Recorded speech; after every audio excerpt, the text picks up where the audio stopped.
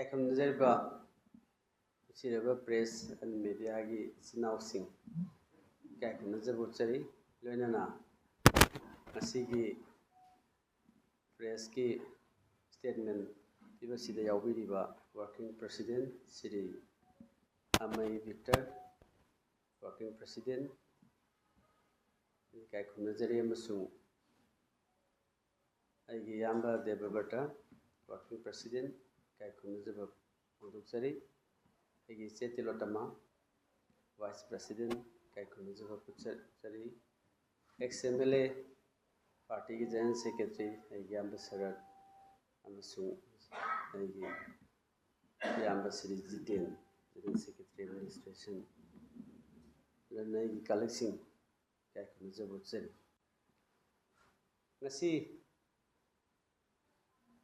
ꯃꯌꯥꯝ press and ꯃꯤꯗꯤꯌꯥꯒꯤ ꯏꯆꯤꯟ-ꯏꯅꯥꯎꯁꯤꯡꯗ ꯊꯝꯖꯔꯤꯕꯁꯤ ꯏꯀꯥꯏ ꯈꯨꯝꯅꯖꯔꯤꯕ leader of opposition Shri Rahul Gandhi, honourable MP, ꯃꯍꯥꯛꯅ ꯑꯍꯥꯟꯕ ꯂꯤꯗꯔ ꯑꯣꯐ ꯑꯣꯄꯣꯖꯤꯁꯟ ꯑꯣꯏꯔꯕ ꯃꯇꯨꯡꯗ ꯑꯍꯥꯟꯕ ꯃꯅꯤꯄꯨꯔꯗ ꯚꯤꯖꯤꯠ ꯇꯧꯕꯤꯔꯛꯄꯁꯦ ꯃꯁꯤꯒꯤꯗꯃꯛꯇ ꯊꯥꯒꯠꯆꯕ ꯑꯩꯈꯣꯏꯅ ꯑꯃꯁꯨꯡ ꯃꯅꯤꯄꯨꯔ ꯄ꯭ꯔꯗꯦꯁ ꯀꯣꯡꯒ꯭ꯔꯦꯁ ꯀꯝꯃꯤꯇꯤꯅ ꯅꯨꯡꯉꯥꯏꯖꯕ ꯐꯣꯡꯗꯣꯛꯆꯩ꯫ ꯂꯣꯏꯅꯅ AICCꯒꯤ general secretary organisation Shri K.C. Venugopal, honourable MP, ꯃꯍꯥꯛꯁꯨ ꯏꯀꯥꯏ ꯈꯨꯝꯅꯖꯕ ꯎꯠꯆꯔꯤ꯫ ꯊꯣꯏꯗꯣꯛ ꯍꯦꯟꯗꯣꯛꯅ ꯑꯩꯈꯣꯏꯒꯤ AICC ꯏꯟꯆꯥꯔꯖ ꯃꯅꯤꯄꯨꯔ ꯁ꯭ꯔꯤ ꯒꯤꯔꯤꯁ ꯆꯣꯗꯥꯟꯀꯔ, ꯃꯈꯣꯏ ꯑꯍꯨꯝ ꯃꯅꯤꯄꯨꯔꯗ ꯂꯤꯗꯔ ꯑꯣꯐ ꯑꯣꯄꯣꯖꯤꯁꯟꯅ ꯃꯅꯤꯄꯨꯔꯗ ꯑꯍꯨꯝꯂꯛ ꯁꯨꯕ ꯑꯣꯏꯅ ꯑꯐꯇꯔ ꯂꯤꯗꯔ ꯑꯣꯐ ꯑꯣꯄꯣꯖꯤꯁꯟ ꯈꯜꯂꯕ ꯃꯇꯨꯡꯗ ꯑꯍꯨꯝꯂꯛ ꯁꯨꯕ ꯚꯤꯖꯤꯠꯁꯤꯗ ꯊꯣꯏꯗꯣꯛ ꯍꯦꯟꯗꯣꯛꯅ ꯖꯤꯔꯤꯕꯥꯝ ꯗꯤꯁꯇ꯭ꯔꯤꯛꯇ ꯖꯨꯟꯒꯤ ꯇꯥꯡ 6ꯇ ꯅꯧꯅ ꯐ꯭ꯔꯦꯁ ꯚꯥꯏꯑꯣꯂꯦꯟꯁ, ꯅꯧꯅ ꯏꯔꯥꯡ ꯊꯣꯛꯂꯛꯄ, ꯃꯁꯤꯒꯤꯗꯃꯛ ꯂꯝꯗꯝ ꯑꯗꯨꯒꯤ ꯄ꯭ꯔꯖꯥꯁꯤꯡ ꯃꯌꯥꯝ ꯌꯥꯝꯅ ꯊꯥꯞꯅ ꯑꯁꯥꯝꯂꯣꯝꯗꯒꯤ ꯇꯧꯔꯒ ꯑꯩꯈꯣꯏ ꯁꯤꯜꯆꯔꯔꯣꯝꯗꯒꯤ, ꯀꯁꯥꯔ ꯗꯤꯁꯇ꯭ꯔꯤꯛꯂꯣꯝꯗꯒꯤ ꯂꯥꯛꯑꯒ ꯖꯤꯔꯤꯕꯥꯝ ꯌꯧꯕ, ꯑꯗꯨꯒ ꯇꯣꯉꯥꯟ ꯇꯣꯉꯥꯟꯕ ꯀꯝꯃꯨꯅꯤꯇꯤ, ꯃꯥꯔ ꯀꯝꯃꯨꯅꯤꯇꯤ, ꯃꯩꯇꯩ ꯀꯝꯃꯨꯅꯤꯇꯤ ꯄꯨꯝꯅꯃꯛ ꯔꯤꯂꯤꯐ ꯀꯦꯝꯞꯁꯤꯡꯗ ꯆꯪꯕꯤꯔꯒ ꯃꯌꯥꯝ ꯌꯥꯝꯅ ꯃꯤꯑꯣꯏꯕꯒꯤ ꯃꯤꯅꯨꯡꯁꯤ ꯑꯃꯁꯨꯡ ꯁꯥꯟꯇꯤꯒꯤ ꯈꯣꯡꯆꯠ, ꯄꯤꯁ ꯃꯤꯁꯟ ꯑꯃ ꯃꯍꯥꯛꯅ ꯆꯠꯄꯤꯔꯒ ꯃꯌꯥꯝ ꯁꯥꯇ꯭ꯔ ꯁꯥꯇ꯭ꯔꯤꯁꯤꯡ ꯔꯤꯂꯤꯐ ꯀꯦꯝꯞ ꯃꯅꯨꯡꯗ ꯂꯩꯕ ꯑꯃꯗꯤ ꯑꯍꯜꯁꯤꯡ, ꯏꯆꯦ ꯏꯆꯟ, ꯏꯃꯥ ꯏꯕꯦꯜ, ꯑꯍꯜ ꯂꯃꯟ ꯈ꯭ꯋꯥꯏ ꯄꯨꯝꯅꯃꯛꯁꯤ ꯂꯣꯏꯅ ꯆꯪꯉꯤꯕ ꯃꯐꯝꯁꯤꯡꯗꯨꯗ ꯑꯃꯃꯝꯇ ꯋꯥꯔꯤ ꯁꯥꯕꯤꯗꯨꯅ ꯃꯌꯥꯝ ꯄꯨꯛꯅꯤꯡ ꯐꯥꯊꯕꯤꯔꯝꯕ, ꯇꯦꯟꯁꯟ ꯂꯩꯕ, ꯇ꯭ꯔꯣꯃꯥ ꯂꯩꯕ, ꯑꯗꯒꯤ ꯑꯉꯥꯡ ꯃꯌꯥꯝꯁꯤꯡ ꯍꯥꯏꯔꯛꯄ ꯇꯥꯕꯗ ꯌꯥꯝꯅ ꯅꯨꯡꯉꯥꯏꯇꯕ, ꯀꯔꯤꯒꯨꯝꯕ ꯀꯥꯟꯗ ꯔꯤꯂꯤꯐꯇ ꯂꯩꯔꯤꯕꯁꯤꯡꯗꯨꯅ ꯃꯔꯛꯇꯒꯤ ꯍꯥꯏꯔꯛꯄ ꯌꯥꯎꯏ, ꯑꯩ ꯃꯦꯗꯤꯀꯦꯜ ꯇꯝꯅꯤꯡꯉꯤ, ꯑꯩ ꯏꯟꯖꯤꯅꯤꯌꯥꯔ ꯇꯝꯅꯤꯡꯉꯤ, ꯑꯩꯒꯤ ꯃꯪꯂꯥꯟꯅꯤ ꯁꯥꯇ꯭ꯔ ꯑꯃ ꯑꯣꯏꯕꯒꯤ, ꯑꯗꯨꯕꯨ ꯃꯪꯂꯥꯟꯗꯨ ꯃꯪ ꯑꯣꯏꯅ ꯑꯗꯨꯝ ꯂꯩꯒꯗꯣꯔꯤ ꯍꯥꯏꯗꯅ ꯍꯥꯏꯔꯛꯄ ꯁꯥꯇ꯭ꯔꯁꯤꯡꯗꯒꯤ ꯌꯥꯎꯔꯛꯄ ꯃꯌꯥꯝ ꯌꯥꯝ ꯁꯦꯟꯇꯤꯃꯦꯟꯇꯦꯜ ꯑꯣꯏ꯫ ꯑꯗꯨꯅ ꯔꯤꯂꯤꯐ ꯀꯦꯝꯞꯁꯤꯡꯗ ꯆꯠꯄꯤꯔꯒ ꯃꯌꯥꯝꯁꯤꯡꯁꯤ ꯄꯨꯛꯅꯤꯡ ꯐꯥꯊꯕꯤꯕ, ꯑꯋꯥꯕꯗ ꯁꯔꯨꯛ ꯌꯥꯕꯤꯕ, ꯑꯗꯒꯤ ꯅꯨꯡꯉꯥꯏꯇꯕꯗ ꯄꯨꯛꯅꯤꯡ ꯊꯧꯒꯠꯄꯤꯕ ꯃꯌꯥꯝ, ꯖꯤꯔꯤꯕꯥꯝꯗ ꯑꯍꯥꯟꯕ ꯑꯣꯏꯅ ꯀꯝꯃꯨꯅꯤꯇꯤ ꯈꯨꯗꯤꯡꯒꯤ ꯔꯤꯂꯤꯐ ꯀꯦꯝꯞꯁꯤꯡꯗ ꯆꯪꯕꯤꯔꯒ ꯇꯧꯕꯤꯔꯛꯄ, ꯑꯗꯒꯤ ꯑꯃꯨꯛ ꯖꯤꯔꯤꯕꯥꯝꯗꯒꯤ ꯍꯜꯂꯛꯑꯒ ꯆꯨꯔꯆꯥꯟꯄꯨꯔꯗ ꯆꯠꯄꯤꯔꯒ ꯀꯨꯀꯤꯖꯣ ꯀꯝꯃꯨꯅꯤꯇꯤ ꯃꯌꯥꯝ ꯎꯅꯕꯤꯔꯒ ꯂꯩꯔꯤꯕ ꯃꯐꯝ ꯑꯗꯨꯒꯤ ꯄ꯭ꯔꯖꯥꯁꯤꯡꯗ wari watai akhoi lanna karimata kanaba poraoi akhoi shanti lakpasina chakpa thorang amsung tongan tongan ba award apa mayam legiba mayam sing adagi akhoi nungsinana legidabani haiba mahaki message amadi maduda legiba mayam sing restless oiba pothabam khangdaba waba mayam sing wari watai nungsina saraga pung amasung wakhal thawatpiba Chuchanpur dagi amuk halaga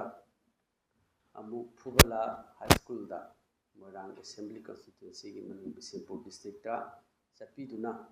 mafam maduda laiba aikhoigi relief camp da displaced persons mayam sing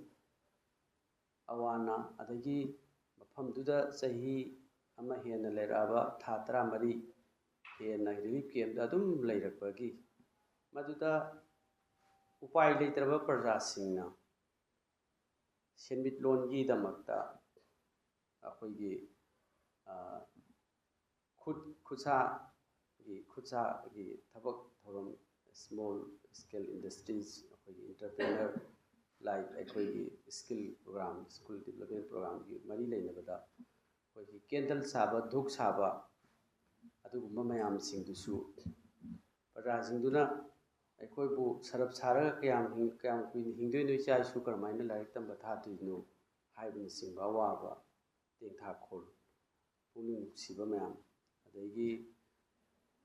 angang sing lehoba mayam singidugi laik laisu tambagi awaba pendaba mayam adagi tongan tongan ba different views mayam sing wari charakpa mayam loina tabi jaga puning thogat pirami amasung pothafam khangdraba matamda wahida orbasu adagi unabibadaba orbasu ngahak puning phathabibado mayam inmate sing Phubala da leiba mayam sing adagi unabibada adagi kokta da leiba relief camp amada akhoi suicide tawkiba amagi family su lai adusu narami Phubala da laaga rahul lakani haibaduda unabiba madugi mayam nungaitaba mayam singto wari watai sanai maduda su akhoi sen thum leitabadagi layeng naba leitabadagi akhoi adagi family si punna leiminaba yaraktabadagi adagi tongan tongan ba awana mayam singsi imungi awat apa mayam lerakpadagi suicide tawhibani haiduna maki imung adagi maki mi sing laaga wari sabiba macha dusu lai aduga madu Rahul ji da wari sabiba madugi mayam singdu akhoi tabada yamna tang thamoi nungaitaba mayam thokhi aduga adugi Phubala loiraba matungda akhoi honorable governor akhoi unabiduna honorable governor unabada akhoi mayam wari advisor to chief minister chief secretary government of Manipur amadi home gi akhoi delegates mayam yauraga unabi amasung akhoi official singda Manipur si India gi part amani haine khandabra masi khanbiyu thabak tawbiyu masi athuba measures lakhatbiyu haidna governor honorable governor amasung official singda akanba advice bibiramba yamna serious oinanaba bibiramba masigi unaba mayam singsida lambida amasung tongan tongan ba relief camp singda akhoi Jiribamda mayam thokpirakpa haibadi support tawbiba cooperation bibiba halaman adagi praja mayam masing thingamdana thokpiraktuna sigumba khongchet asida miyamgi leiriba violence asiga mari leinana masi da thokpirakpa adagi wakhalgi mat adagi physically adagi mayam se thopira kanda sahjog pibirakpu mayam aina thagatsaba phongdokchari Fubala amasung atai Jiribamda press and media gi sinausing interaction tawbada mayam coverage tawi tawde taholi tahonde haibna singu mayam ama question lakwai thengjare khoi Manipur Pradesh Congress Committee na ujare madugi matang sisu laiba situation sima khoi phatabane adagi loinana leader of opposition oibagi high security oibane adagi India government ki akanba instruction security ki akanba section thorang marak sida press isina unababa akhoi pass ama CID dagi pass ama semdrabadi unaba yade adagi adugumba mayamsi akhoi at the sport akhoi relief camp singda adai tawba adagi amasung press conference press statement Rahul ji na press statement pibada notice live ki akhoi coverage tawbada akhoi timing chana hudoba security pass sembagi timing chana hudoba kono hudoba akhoi wasbir adum paw haire adu akhoi miss out tawre adu dugi nuai taba mayam press ni sinau singi coverage tawbada interaction tawbada marang kaina matam phangkhidabadu adugisu nuai taba phudokchari loinana maki statement amasung laiba mayam jingsi parjada yahonnaba honabada achauba mateng pangbikhiba press media gi social media gi sinau khwai punomak khoi mahaki humlak suba visit che Manipur gi parja singi dama khallaga lakchakhibani amasung lakpani loinana mayam gi awana se kitang atum share tawba lakchabani aduna mayam adugi ngaktangi nang haudaba security gi concern roiba kopada mayam phangna haudaba dugi dama warau biginu haiduna aina thamjari loinana mayam atai tai jaga jaga singda khogi party gi leire India bloc ki tongan tongan ba mayam plus community khudingi akhoi civil society organization khudimak memorandum kaya pibirakpa adagi mangonda ideas mya adagi pibirakpa adagi tongan ba community khudimaki Susanpur dasu Imphal dasu Jiribam dasu tongan ba memorandum kaya pibiduna mahaki mitna kong oinanaba adagi future course of action mayam sigi parliament da raise up tawnanaba wafam kaya suggestion pibirakpa maming oina loina panjadrabasu civil society organization gi group khudimak Manipur Pradesh Congress Committee gi maikei degi thagatjaba phongdokchari loinana mahaki ahumlak suba visit Manipur da ahumlak thaudok mari leinana haibadi violence 2023 gi May gi tang ahum dagina hauju phawbada akhoi leiriba restless hoidaba khoi amaga changnaba yanadaba masi maki press statement dasu yam clearly reflect tawre akhoi masi press conference faktaude magi statement ni press conference da di akhoi interaction adagi tongan ba adagi question khudimak khumgadabani adubu madu situation siga mari leinana mana piramba message ama khaktani press isinau singuna khibadudi aduna mahakna interaction tawrabadi tongan ba media isinau singnasu tongan ba question la pada khumda yadaduna khumgibada politically border line cross tawkhibiyai aduna maram workanda sensitive oiba issue nina akhoi leiribase mahaki message khaktang pijakhibani mahaki message tuda adum masi politically ma akhoi sigi kenu tawwa visit sinate only thing sahi amagi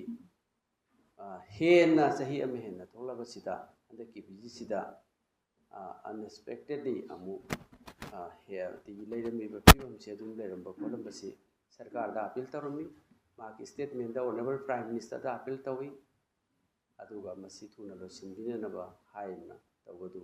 ꯃꯍꯥꯛꯀꯤ ꯑꯁꯦꯡꯕ ꯊꯃꯣꯏꯗꯒꯤ ꯑꯃꯁꯨꯡ ꯍ꯭ꯌꯨꯃꯦꯅꯤꯇꯦꯔꯤꯌꯟ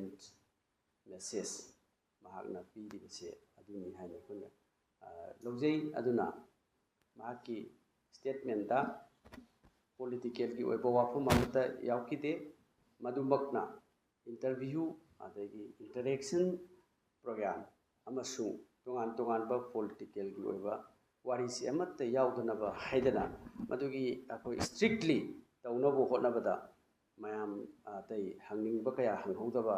ꯑꯗꯒꯤ ꯎꯅꯅꯤꯡꯕ ꯀꯌꯥ ꯎꯅꯍꯧꯗꯕ ꯑꯗꯒꯤ even relief ꯀꯦꯝꯗ ꯆꯠꯄꯗ ꯑꯩꯈꯣꯏꯅ ꯂꯩꯔꯝꯃꯤꯕ relief ꯀꯦꯝꯗ ꯂꯩꯔꯝꯃꯤꯕ ꯄꯣꯠꯇꯨ ꯌꯥꯝꯅ ꯑꯩꯈꯣꯏꯒꯤ ꯍꯧꯖꯤꯛ ꯍꯧꯖꯤꯛ ꯂꯩꯔꯤꯕ ꯄꯣꯠꯇꯨꯒꯤ ꯔꯤꯌꯦꯂꯤꯇꯤꯗꯨ ꯈꯛꯇꯪ ꯇꯧꯗ꯭ꯔꯒꯗꯤ ꯑꯩꯈꯣꯏꯅ ꯃꯌꯥꯝ ꯆꯪꯁꯤꯜꯂ ꯈꯣꯠꯆꯤꯜꯂ ꯇꯧꯕ ꯃꯇꯝꯗ ꯃꯗꯨ ꯑꯩꯈꯣꯏ ꯃꯦꯗꯤꯌꯥꯗ ꯀꯔꯤꯗ ꯑꯦꯛꯁꯄꯣꯖ ꯇꯧꯔꯀꯥꯟꯗ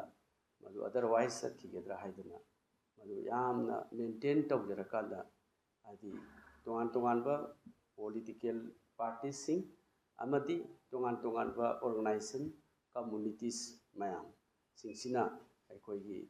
ꯂꯥꯟꯅ ꯎꯈꯤꯗꯅꯕ ꯍꯥꯏꯗꯅ ꯁ꯭ꯇ꯭ꯔꯤꯛꯂꯤ ꯑꯩꯈꯣꯏ ꯍꯥꯏꯔꯤꯕ ꯄꯨꯝꯅꯃꯛꯁꯦ ꯕꯦꯂꯦꯟꯁ ꯇꯧꯖꯔꯒ ꯆꯠꯄꯗ ꯃꯌꯥꯝ ꯅꯤꯡꯕ ꯊꯨꯡꯍꯧꯗꯕ ꯈꯣꯠꯂꯕ ꯌꯥꯎꯔꯁꯨ ꯃꯗꯨ ꯋꯥꯔꯧꯗꯅꯕ ꯑꯩꯅ ꯑꯄꯤꯜ ꯇꯧꯖꯔꯤ ꯑꯃꯁꯨꯡ ꯃꯍꯥꯛꯀꯤ ꯚꯤꯖꯤꯠꯁꯤꯅ ꯑꯩꯈꯣꯏ ꯁꯥꯟꯇꯤꯒꯤ ꯑꯃꯁꯨꯡ ꯑꯩꯈꯣꯏ ꯂꯩꯔꯤꯕ ꯃꯌꯥꯝꯁꯤꯡ ꯃꯅꯤꯄꯨꯔꯁꯤꯗ ꯏꯔꯥꯡꯁꯤ ꯂꯣꯏꯅꯅꯕ ꯑꯗꯒꯤ ꯃꯁꯤ ꯍꯣꯠꯅꯕꯗ ꯁꯔꯀꯥꯔꯅꯁꯨ ꯑꯗꯨꯝ ꯍꯣꯠꯅꯕꯤꯔꯤ ꯑꯩꯈꯣꯏꯅꯁꯨ ꯃꯁꯤ ꯂꯣꯏꯁꯤꯟꯅꯅꯕ ꯍꯥꯏꯗꯅ ꯑꯩꯈꯣꯏ ꯀꯟꯅ ꯃꯌꯥꯝ ꯑꯩꯈꯣꯏꯒꯤ ꯑꯣꯄꯣꯖꯤꯁꯟ ꯂꯤꯗꯔ AICCꯒꯤ ꯂꯤꯗꯔ ꯚꯦꯅꯨꯒꯣꯄꯥꯜ ꯑꯗꯒꯤ ꯑꯩꯈꯣꯏꯒꯤ ꯒꯤꯔꯤꯁ ꯆꯣꯗꯥꯟꯀꯔ ꯃꯌꯥꯝ ꯂꯥꯛꯄꯤꯔꯀꯥꯟꯗ ꯑꯩꯈꯣꯏ ꯃꯌꯥꯝ ꯄꯨꯝꯅꯃꯛꯅ ꯀꯂꯦꯛꯇꯤꯚꯂꯤ ꯏꯟꯗꯤꯌꯥ ꯕ꯭ꯂꯣꯛ ꯃꯌꯥꯝ ꯇꯧꯔꯀꯥꯟꯗ ꯑꯩꯈꯣꯏ ꯉꯁꯤ ꯔꯥꯍꯨꯜꯖꯤꯒꯤ ꯚꯤꯖꯤꯠꯁꯦ ꯃꯄꯨꯡ ꯐꯥꯈꯤꯕ ꯑꯃꯁꯨꯡ ꯃꯍꯥꯛꯀꯤ ꯄꯥꯟꯗꯝ ꯑꯃꯁꯨꯡ ꯃꯤꯌꯥꯝꯅ ꯄꯤꯕꯤꯔꯛꯄ ꯁꯖꯦꯁꯟ ꯃꯌꯥꯝ ꯃꯥꯅ ꯄꯥꯔꯂꯤꯌꯥꯃꯦꯟꯗ ꯗꯤꯁꯀꯁꯟ ꯇꯧꯅꯅꯕꯒꯤꯗꯃꯛꯇ ꯃꯗꯨ ꯄꯨꯝꯅꯃꯛꯇꯣ ꯑꯗꯨꯒꯨꯝꯕ ꯏꯟꯄꯨꯠꯁ ꯃꯌꯥꯝ ꯄꯤꯕꯤꯔꯛꯄꯒꯤꯗꯃꯛꯇ ꯃꯅꯤꯄꯨꯔ ꯄ꯭ꯔꯗꯦꯁ ꯀꯣꯡꯒ꯭ꯔꯦꯁ ꯀꯃꯤꯇꯤꯅ ꯁꯦꯛꯁꯟ ꯈꯨꯗꯤꯡꯃꯛꯇ ꯊꯥꯒꯠꯆꯕ ꯐꯣꯡꯗꯣꯛꯆꯔꯤ ꯊꯥꯒꯠꯆꯔꯤ ꯃꯌꯥꯝ ꯄꯨꯝꯅꯃꯛ